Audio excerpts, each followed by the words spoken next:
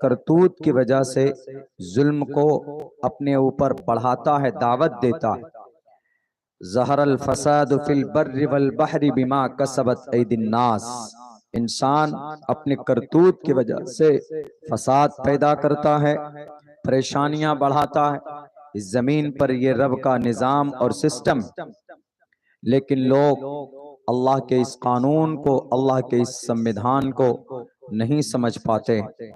लेकिन हमारी जिम्मेदारी बनती, हम मुसलमानों की जिम्मेदारी बनती, क्योंकि हम इस कुरान पर ईमान और अकीदा रखते हैं, इनके ऊपर हम विश्वास करें और इनके मानी और इनके मसाइल को आसानी के साथ लोगों के सामने पेश करेंगे तो इंशाअल्लाह तबारक व तआला जो दुश्मन भी हैं और जो जहालत की वजह से इस कुरान पर और हमारी शरीयत पर एलिगेशंस लगाते हैं, उनकी गलतफहमी को हम आसानी के साथ दूर कर सकते हैं। मेरे भाइयों, एतराज किया जाता है कभी कभी, अरे मुसलमानों के पास जो कुरान है इसमें सैकड़ों आयतें ऐसी है कि जिससे सनातनी हिंदू भाइयों को दुश्मन मानो, उनको मारो, उनका कत्ल करो, उनकी जमीन को लूट लो और नाजायज तरीके पर कब्जा करो। कुरान करीम की आयत पेश करते हैं दलील में कि देखिए मुसलमानों के कुरान में लिखा है फकुलू मिम्मा गनिमतुम, के खाओ, लूटो हिंदुओं के माल को, ये इसका तर्जमा करते हैं। जबकि इस आयत का ये मतलब और ये तर्जमा और ये मंशा नहीं। इसका मतलब क्या है? इसका मतलब है तुवम तूर्य तरुष्यतः सत्यम विभाजनी।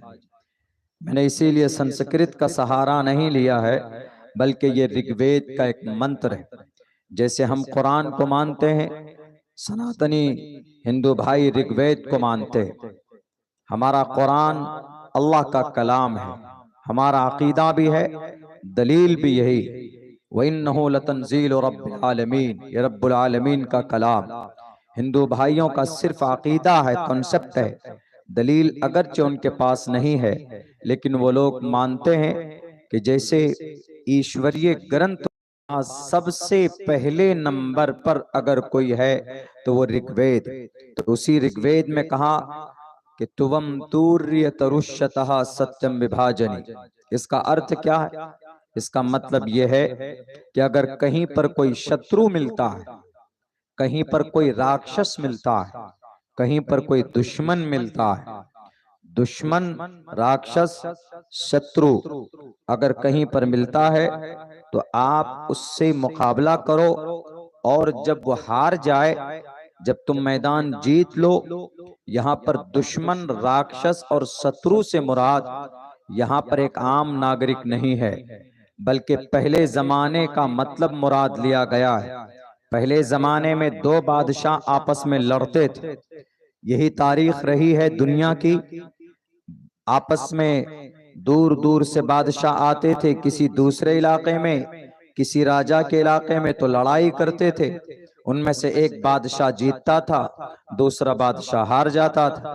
तो वहां कहा गया कि तुवम तूर्य तरुष्यतः सत्यम विभाजनी, कि तुम्हारे सामने जो बादशाह है, जो शत्रु है, मिसाल के तौर पर रावण से मुकाबला हुआ रामचंद्र जी का, तो इससे मुराद तुवम तूर्य तरुष्यतः सत्यम विभाजनी, अपने शत्रु को, यानी ऋग्वेद श्री रामचंद्र जी से कहता कि तुम्हारे सामने जो शत्रु रावण है, इसका सर तन से जुदा कर दो, इसलिए कि वो राक्षस है, इसलिए कि वो यतीमों पर, गरीबों पर, मजलूमों पर, बेबस, बेसहारा, बेकस इंसानों पर जुल्म करता है, और ऐसे जालिम को इस जमीन पर जीने का, रहने का, हुकूमत करने का कोई अधिकार नहीं है।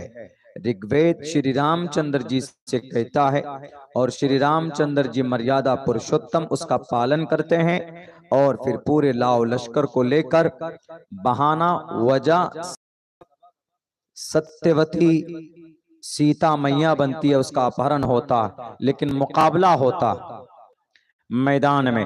और मुकाबले के बाद जब रावण का जो लंका होता उसको जला दिया जाता है, कुछ चीजें बाकी होती है, तो उन चीजों पर अब अधिकार वेद की रोशनी में श्री रामचंद्र जी का होगा, क्योंकि उन्होंने मैदान को जीता है।